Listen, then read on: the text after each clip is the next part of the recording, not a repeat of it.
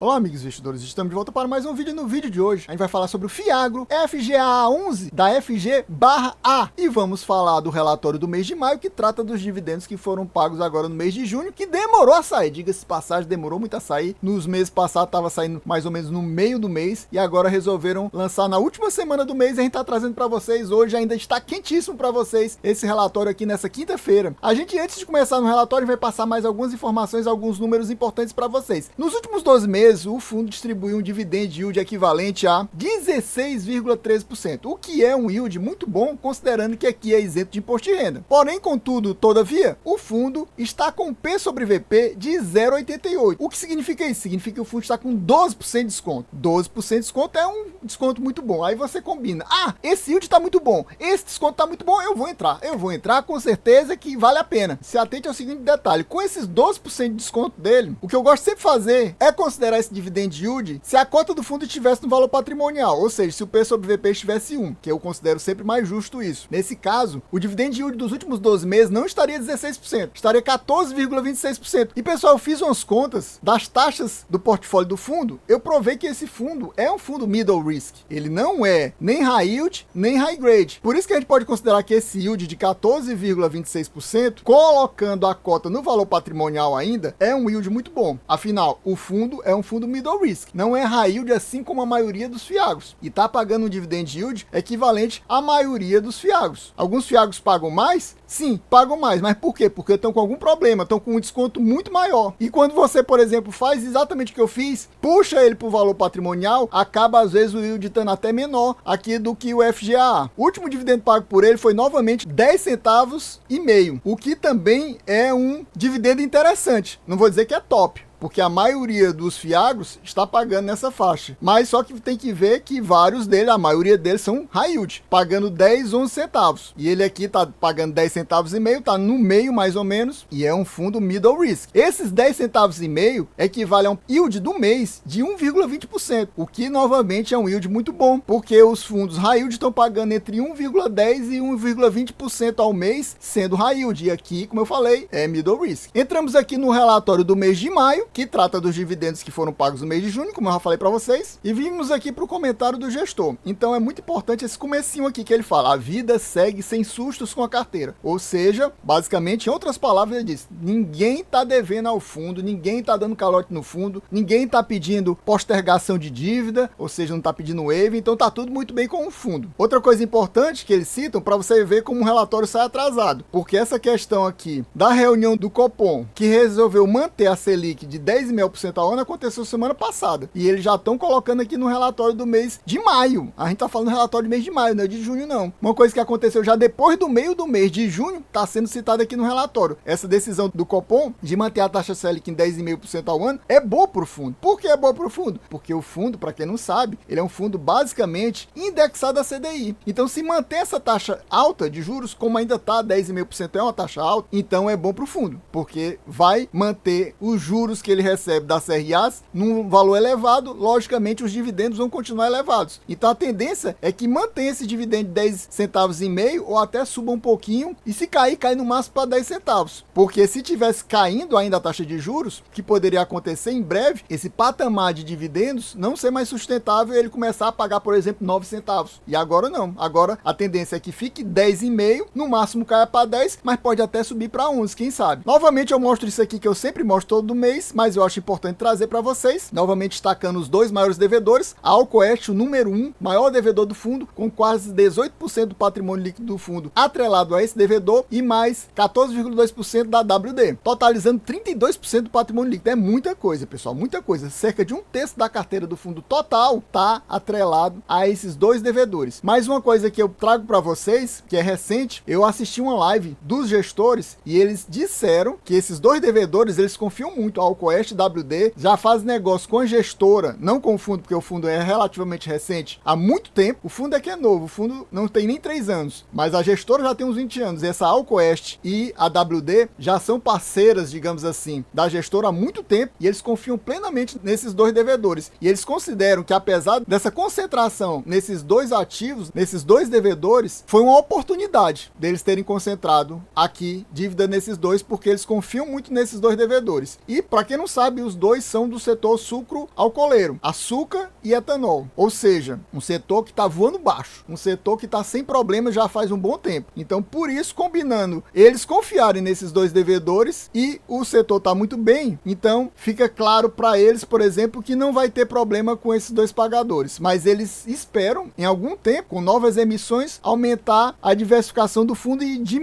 diluir essa posição que eles têm. Aqui só relembrando a questão do rate, que é muito importante aqui. A maioria dos fiagros não tá nem aí para rate, nem cita rate. Aqui eles fazem questão de citar rate, porque diz que os devedores deles são bons e 41% da carteira do fundo tem rate. 41%, praticamente metade do fundo tem rate. A maioria dos fiagros tem um ou outro devedor que tem rate. A maioria não tem rate. E aqui é quase metade da carteira. E aquilo que eu tinha falado para vocês, em relação ao tipo de ativo que eles chamam aqui de instrumento, 93% da carteira é CRA. Eles têm 6% em CRI, é só um CRI da Cibra, e tem 1,3% do valor em caixa. Em relação ao indexador, o principal indexador é CDI. Praticamente 99% da carteira é CDI. Ele só tem apenas um devedor que é IPCA. 1,2% da carteira do fundo é IPCA. Chegamos aqui nesse gráfico, mostra mais de um ano de distribuição na prática, e a gente vê que teve esse momento aqui, quando começou a cair a Selic no ano passado, ó, eles estavam pagando nessa faixa de 13. Tinham pago até 14 centavos aqui em março e maio. Depois começou a cair para 13, começou a cair a Selic, começou a cair os dividendos, o que era o lógico. Caiu para 12, depois caiu para 11,5, depois para 11, passou 3 meses em 11, aí caiu para 10. Só que teve uma recuperação, até porque teve um crescimento na marcação ao mercado dos ativos dele, dos CRAs dele, e aí eles conseguiram fazer reserva com isso. E aí eles retornaram a pagar um pouco mais, estão pagando 10 centavos e meio desde o mês anterior, no mês de abril. Lembrando que o de abril aqui ele paga em maio, o de maio ele paga em junho. Eu acho que no mês que vem vai ser 10,5 também. Eles tentam linearizar os dividendos. Estava caindo aqui nessa época meio ponto percentual. E mesmo assim, eles conseguiram manter o nível de dividendos caindo apenas de 13 para 11. Quando caiu mais ainda que eles colocaram 10 centavos. Aqui chegamos na DRE do fundo, que é uma das piores que tem de fiagros, infelizmente. Ele só mostra um mês, ou seja, só o mês de maio, e é bem resumida. Só mostra assim, receita de juro, 4 milhões e 800 mil. Despesa, as despesas foram altas. Aqui eu acho que essas outras taxas pode ser até taxa de performance. Então aqui basicamente 550 mil de despesas, 4 milhões e 800 de receitas de juros, totalizando 4 milhões e 200 mil de lucro do fundo, o resultado. Só que eles distribuíram quanto? 4 milhões e 700 mil, ou seja, eles tiveram que colocar ó, praticamente meio milhão que eles tinham em reserva para complementar esse rendimento. Ele coloca como retido, mas você vê que está entre parênteses. Entre parênteses na contabilidade quer dizer que é um valor negativo. E eles possuem retido ainda para distribuição 1.283.000, que equivale a 2,85 centavos por cota, ou seja, eles têm quase 3 centavos por cota para distribuir. Aqui basicamente eles colocaram o equivalente a 1 centavo. É como a receita do mês de maio tivessem sido 9 centavos e meio, eles complementaram com 1 centavo, mas eles ainda têm praticamente 3 centavos para distribuir, então provavelmente eles devem manter esses 10 centavos e meio, eu creio que por uns 2, 3 meses, sem problemas. Uma das coisas boas que tem nessa DRE tão pobre é exatamente ele mostrar a reserva, porque vários fiagros, alguns, por exemplo, como o XPCA, é uma DRE pobre como essa, só que não mostra nem quanto o fundo tem de reserva. A gente fica lá perdido sem saber se o fundo tem reserva ou não tem. Aqui, pelo menos isso eles mostram que tem a reserva. E eu gostaria de perguntar para vocês agora, nesse momento, vocês possuem o FGAA na sua carteira? Estão pensando em colocar na sua carteira? Aumentar a sua posição? Reduzir sua posição? Ou até mesmo zerar a sua posição? Me diga quais outros fiagros você possui na sua carteira. Me diga aqui nos comentários pra gente trocar informação, trocar figurinhas. Me diga quais são seus fiagros, que eu direi quais são os meus. E meu amigo, se você ainda não é inscrito nesse canal, não perca mais seu tempo de forma alguma, se inscreva agorinha mesmo. Já deixa aquele likezão, já ativa o sininho, já deixa o comentário para ajudar a gente a bater a meta de 1000 views. Sim, você não ouviu errado, são 1000 views, porque aqui também é um dos vídeos que mais dá views aqui no canal. E a gente tem que pedir um valor mais pesado, mais puxado aqui de views, para mostrar que realmente esse fundo merece estar aqui no top do nosso canal. 1000 views, se a gente conseguir essa meta, no final do mês que vem, do mês de julho, estaremos trazendo um relatório do mês de junho aqui do FGA 11. Chegamos aqui à carteira do fundo. Do lado aqui, pessoal, do portfólio do fundo, a gente percebe percebe quais são os tipos de ativo do fundo, como eu falei para vocês. O fundo possui 26 ativos, sendo que a grande maioria é CRA, como eu já tinha mostrado para vocês, mais de 90% da carteira é CRA. Ele tem um CRI e ele tem alguns fiagros. Os fiagros ele não diz quais são, a gente só sabe que são fiagros, que ele investe. 1,2% da carteira do fundo, 5 milhões e meio praticamente. O CRI que ele tem é da Cibra, com essa taxa aqui que eu destaquei de CDI mais 4,9, que é uma taxa já high yield. Destaquei novamente os dois principais devedores e as suas respectivas taxas, e o patrimônio líquido do fundo está investido em cada um deles. Você vê que a Alcoeste, por exemplo, possui 4 CRAs, totalizam aqueles cerca de 18%. Já os do WD estão aqui tudo juntinho, com as respectivas taxas do lado. Você vê aqui também a turma dos devedores dos CRAs que tem rate. Você vê que são poucos, mas só que os percentuais são altos. Por isso, totaliza aqueles 41% da carteira, cerca de 2/5 da carteira com rate. Se você observar bem, a maioria dos CRAs não tem taxas muito altas. Taxa alta aqui, basicamente essa CDI mais 6% e essa CDI mais 5,5%. E tem várias taxas bem baixas, por exemplo, CDI mais 1, CDI mais 2,